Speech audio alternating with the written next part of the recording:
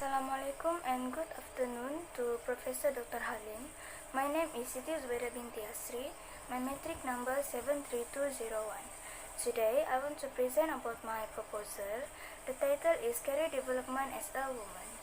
For Chapter 1 Introduction, career development is a process of managing life, exploration, self-knowledge and making the right decision to shape a career. The process also involves learning about different organizational roles and looking for opportunity to progress according to one's ability. From the Rosenberg McKay. This is background of study. Based on study from the World Economic Forum is to measure the gender gap index to determine level inequality between men and women. The result is women have made more progress in the representation of organization, but more than half of women work in non-profit sector. From Terino et al. 1994 found that women progress more slowly than men employees. The survey showed there are many common barriers to career advancement as a woman. From Neva and Gutek 1981 assume that male mentors is difficult to accept female employees as students because assume that much women's lack of commitment and encouragement need for long-term professional career.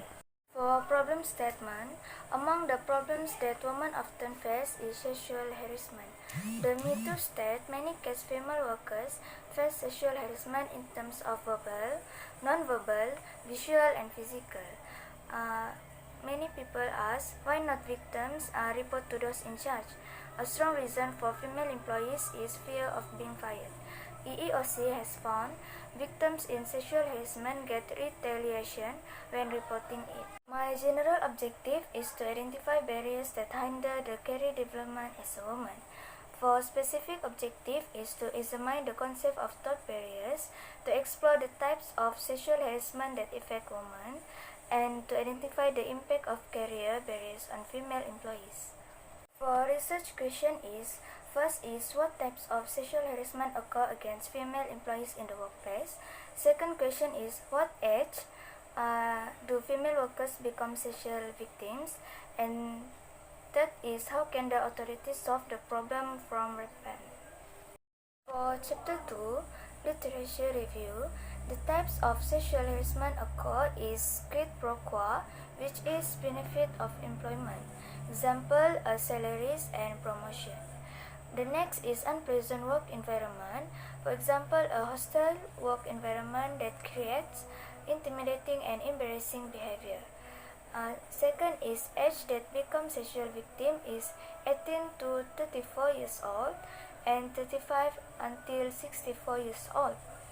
Based on study report in 2004, women workers with age range 18 to 34 had experienced sexual harassment and have been blackmailed almost every week based on the same harassment of CO worker.